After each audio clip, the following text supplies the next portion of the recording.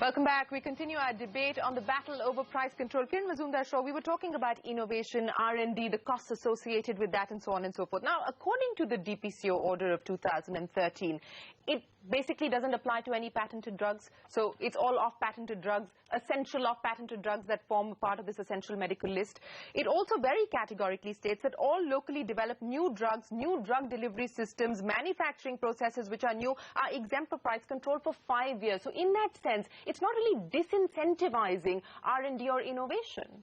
No, by the way, Shireen, you must understand whether it's a novel drug or a generic, there is R&D involved. Sure. You cannot just develop a generic drug without R&D. There is a lot of R&D going on.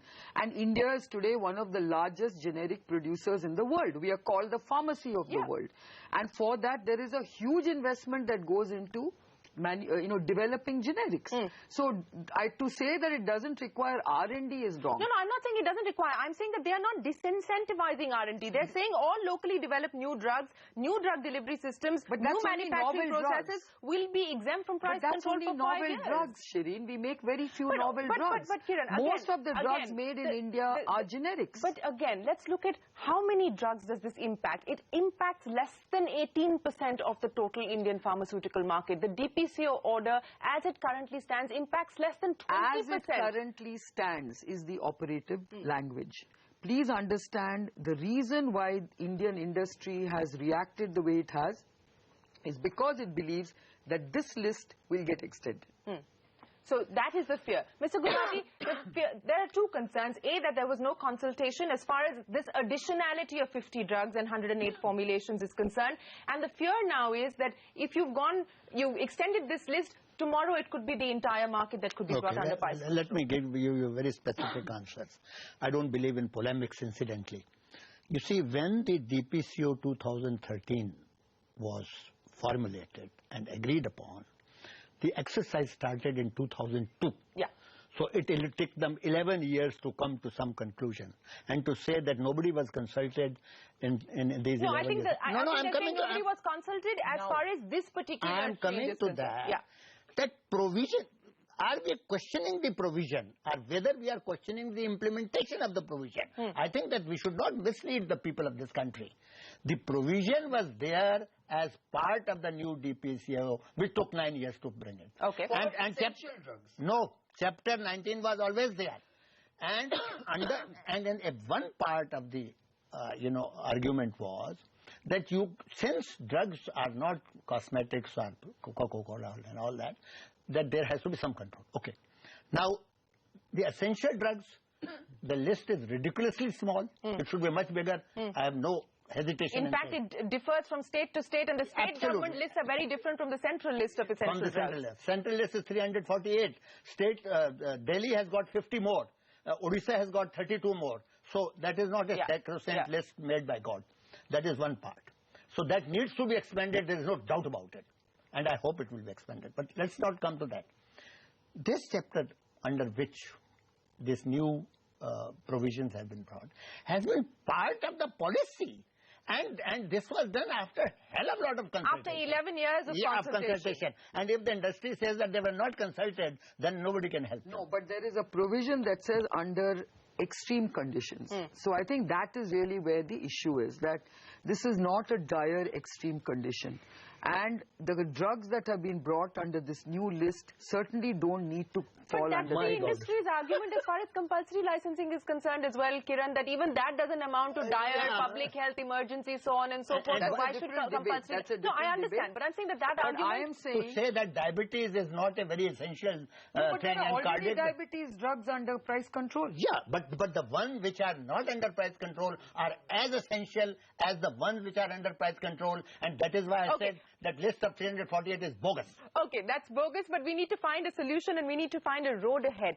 What are the global examples that we can perhaps learn from? You see, there are two problems as we were discussing. First is that drugs are only one part of the overall healthcare infrastructure has to be taken care of. So we are very, very poor, and I don't think anybody will defend that, isn't it? If you spend 1.4% of your GNP, you are going to be in trouble.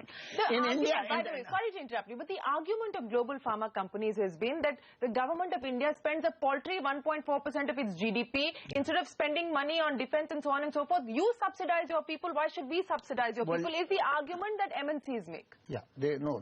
I mean, they have a vested interest in making arguments, whether they are not. I won't go into that, and I have no intention. But my point is that, first of all, this list is very small.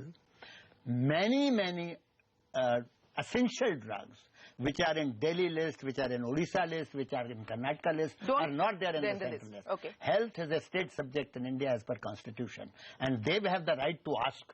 I don't know why they are not asking why our essential list has not been incorporated into the... But what can we learn? What can we learn from examples that are working effectively across the world? Yeah, see, the basic issue is the health issue, isn't it? And I'm in full agreement that we have to spend much more money. There's absolutely no doubt about it. Unfortunately, in India, there is a specific problem. A, out-of-pocket expenses are very high, 86%. And two, the expenditure on drugs within the health is very high. 40 to 80% depending upon which therapeutic thing we are talking about. Three, that there is excessive profiteering in pharmaceutical business.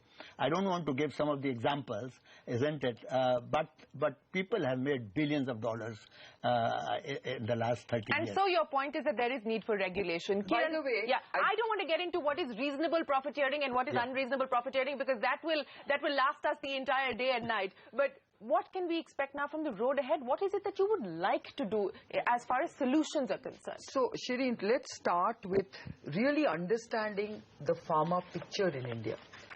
The Indian pharmaceutical sector is of the size of $20 billion, of which $5 billion is domestic, of which now almost $1 billion will get eroded. So it's $4 billion, let's assume. Okay, it's a very small part of the whole pharmaceutical business segment.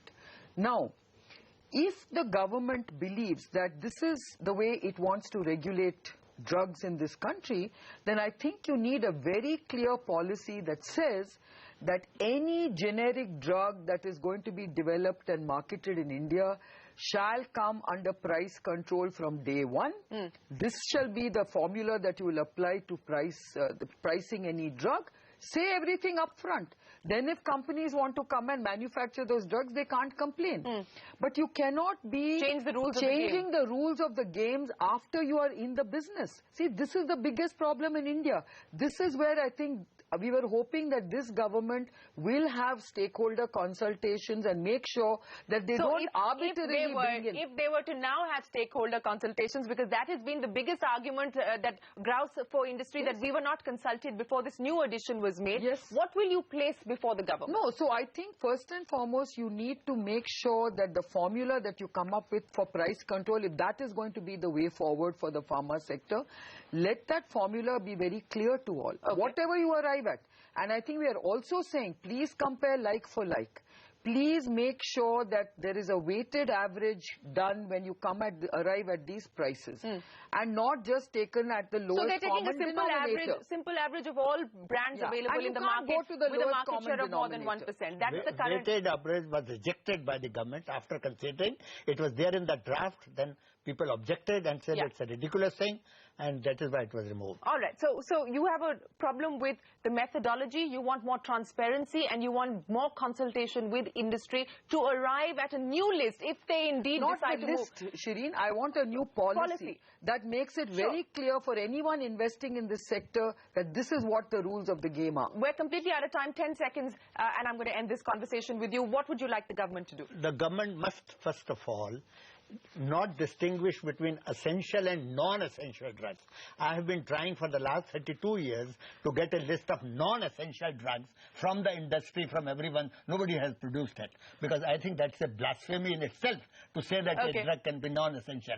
So I believe that all the drugs should be price regulated, not necessarily price controlled. All right. I know there is going to be no agreement on this panel between Kiran Mazumdar-Shaw and Mr. Gulati on this issue. We've unfortunately completely run out of time, and I know this debate is going to rage on, but it is a debate that needs to happen in this country. Kiran and Mr. Gulati, appreciate you joining us here on CNBC TV 18. It's time for us to wrap up the show. We'll see you again. Goodbye.